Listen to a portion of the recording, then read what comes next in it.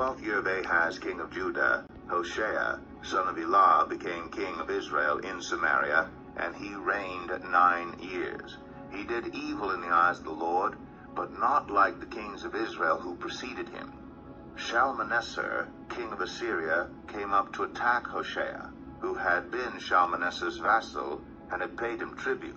But the king of Assyria discovered that Hoshea was a traitor, for he had sent envoys to So, king of Egypt, and he no longer paid tribute to the king of Assyria, as he had done year by year. Therefore Shalmaneser seized him and put him in prison. The king of Assyria invaded the entire land, marched against Samaria, and laid siege to it for 3 years. In the 9th year of Hoshea, the king of Assyria captured Samaria and deported the Israelites to Assyria.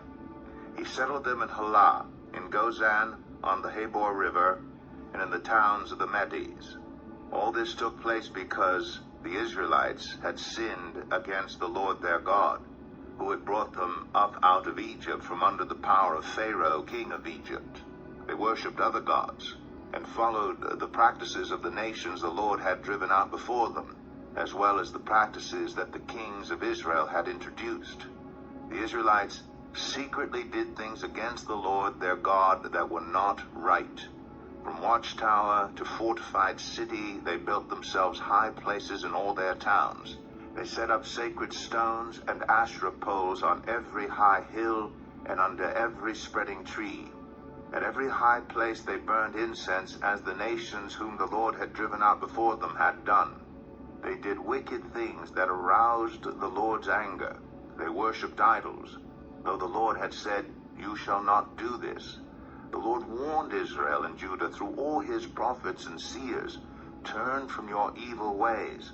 Observe my commands and decrees in accordance with the entire law that I commanded your ancestors to obey, and that I delivered to you through my servants the prophets."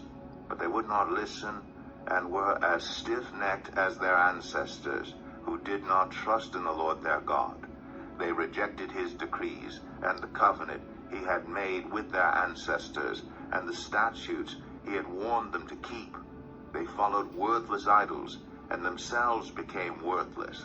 They imitated the nations around them, although the Lord had ordered them, "Do not do as they do."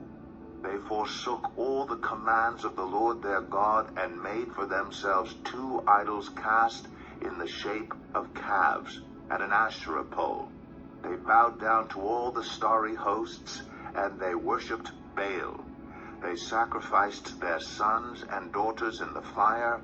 They practiced divination and sought omens and sold themselves to do evil in the eyes of the Lord, arousing his anger.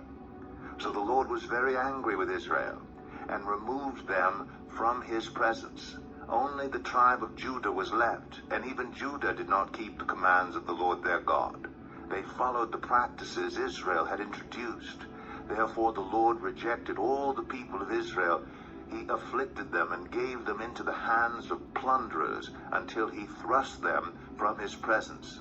When he tore Israel away from the house of David, they made Jeroboam, son of Nebat, their king.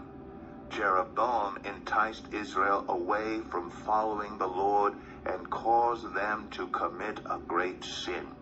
The Israelites persisted in all the sins of Jeroboam and did not turn away from them until the Lord removed them from his presence, as he had warned through all his servants the prophets. So the people of Israel were taken from their homeland into exile in Assyria, and they are still there. The king of Assyria brought people from Babylon, Cutha, Ava, Hamath, and Sepharvaim, and settled them in the towns of Samaria to replace the Israelites. They took over Samaria and lived in its towns. When they first lived there, they did not worship the Lord, so he sent lions among them, and they killed some of the people. It was reported to the king of Assyria, "The people you deported and resettled in the towns of Samaria do not know what the God of that country requires. He has sent lions among them, which are killing them off because the people do not know what he requires." Then the king of Assyria gave this order: Have one of the priests you took captive from Samaria go back to live there and teach the people what the God of the land requires." So one of the priests who had been exiled from Samaria came to live in Bethel and taught them how to worship the Lord. Nevertheless, each national group made its own gods in the several towns where they settled, and set them up in the shrines the people of Samaria had made at the high places. The people from Babylon made Succoth-Benoth, those from Cuthah made Nergal, and those from Hamath made Ashima.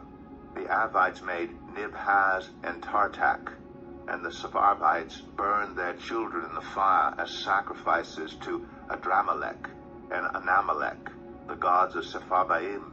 They worshipped the Lord, but they also appointed all sorts of their own people to officiate for them as priests in the shrines at the high places. They worshipped the Lord, but they also served their own gods in accordance with the customs of the nations from which they had been brought. To this day they persist in their former practices. They neither worship the Lord nor adhere to the decrees and regulations, the laws and commands that the Lord gave the descendants of Jacob, whom he named Israel. When the Lord made a covenant with the Israelites, he commanded them, "Do not worship any other gods or bow down to them, serve them or sacrifice to them. But the Lord, who brought you up out of Egypt with mighty power and outstretched arm, is the one you must worship. To him you shall bow down, and to him offer sacrifices. You must always be careful to keep the decrees and regulations, the laws and commands he wrote for you. Do not worship other gods. Do not forget the covenant I have made with you, and do not worship other gods. Rather, worship the Lord your God. It is he who will deliver you from the hand of all your enemies." They would not listen, however, but persisted in their former practices. Even while these people were worshiping the Lord, they were serving their idols. To this day, their children and grandchildren continue to do as their ancestors did.